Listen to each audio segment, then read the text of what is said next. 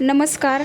आजच्या व्हिडिओमध्ये आपण भारताच्या रेल्वे इतिहासातील एका महत्त्वाच्या घडामोडीबद्दल जाणून घेणार आहोत. भारतात हायड्रोजन इंधन सेल तंत्रज्ञानावर आधारित पहिली प्रवासी ट्रेन सुरू करण्यात आली आहे. ही ट्रेन का महत्त्वाची आहे, ती कशी चालते, तिचे फायदे काय आहेत आणि त्यामुळे भविष्यात भारतीय रेल्वेमध्ये कोणते बदल होऊ शकतात याबद्दल सविस्तर माहिती या व्हिडिओमध्ये पाहूया. सर्वप्रथम हायड्रोजन ट्रेन म्हणजे काय हे समजून घेऊया. सामान्य डिझेल इंजिनमध्ये डिझेल जाळून ऊर्जा तयार केली जाते, पण हायड्रोजन ट्रेनमध्ये हायड्रोजन इंधन सेलचा वापर केला जातो. या प्रक्रियेत हायड्रोजन आणि ऑक्सिजन यांच्या अभिक्रियेतून वीज तयार होते. त्या विजेवर ट्रेन चालते. या प्रक्रियेत धूर किंवा कार्बन डायऑक्साईड सारखे प्रदूषक मोठ्या प्रमाणात निर्माण होत नाहीत. त्यामुळे ही ट्रेन पर्यावरणासाठी अधिक चांगली मानली जाणार आहे. भारतातील हा टप्पा महत्त्वाचा का आहे?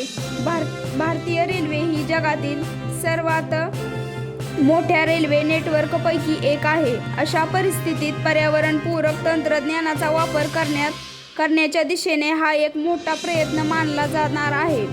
भविष्यात अशा तंत्रज्ञानामुळे प्रदूषण कमी होण्यास मदत होऊ शकते आणि स्वच्छ ऊर्जेचा वापर वाढू शकतो. ही ट्रेन कुठे सुरू झाली?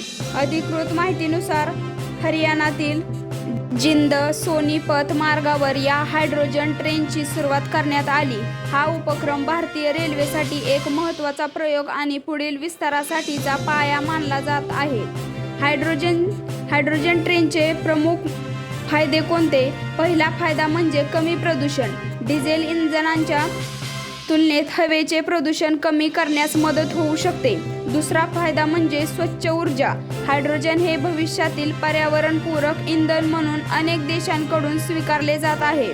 तिसरा फायदा म्हणजे कमी आवाज. अशा प्रकारच्या ट्रेन पारंपरिक डिझेल इंधनांच्या तुलनेत कमी आवाज करू शकतात. चौथा फायदा म्हणजे हरित तंत्रज्ञानाला चालना. भारतात स्वच्छ ऊर्जेच्या वापराला प्रोत्साहन मिळू शकते, मात्र काही आव्हानेही आहेत. हायड्रोजन तयार करणे, त्याची सुरक्षित साठवणूक करणे आणि त्यासाठी आवश्यक पायाभूत सुविधा उभारणे हे खर्चिक आणि तांत्रिकदृष्ट्या आव्हानात्मक असू शकते. त्यामुळे अशा ट्रेनचा विस्तार टप्प्याटप्प्याने होण्याची शक्यता आहे. जगातील इतर देशांमध्येही जर्मनी, चीन आणि काही इतर देशांनी हायड्रोजन ट्रेनवर प्रयोग केले आहेत. आता भारतानेही या क्षेत्रात महत्त्वाचे पाऊल टाकले आहे. तर आता पुढे काय होणार? जर हा प्रकल्प यशस्वी ठरला तर भविष्यात भारतातील आणखीन काही मार्गांवर अशा प्रकारच्या ट्रेन सुरू करण्याचा विचार केला जाऊ शकतो.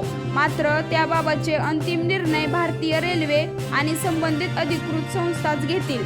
शेवटी एवढेच म्हणूया की भारताची पहिली हायड्रोजन ट्रेन हा भारतीय रेल्वेसाठी एक महत्त्वाचा टप्पा आहे. स्वच्छ ऊर्जा, आधुनिक तंत्रज्ञान आणि पर्यावरण संरक्षण या तिन्ही बाबींचा विचार करता हा उपक्रम लक्षवेधी ठरतो. तुम्हाला ही माहिती उपयुक्त वाटली असेल तर व्हिडिओला लाईक करा, चॅनेलला सबस्क्राईब करा आणि अशाच सत्य पडताळून पाहिलेल्या बातम्यांसाठी आमच्या चॅनेलला नक्की सबस्क्राईब करा. धन्यवाद.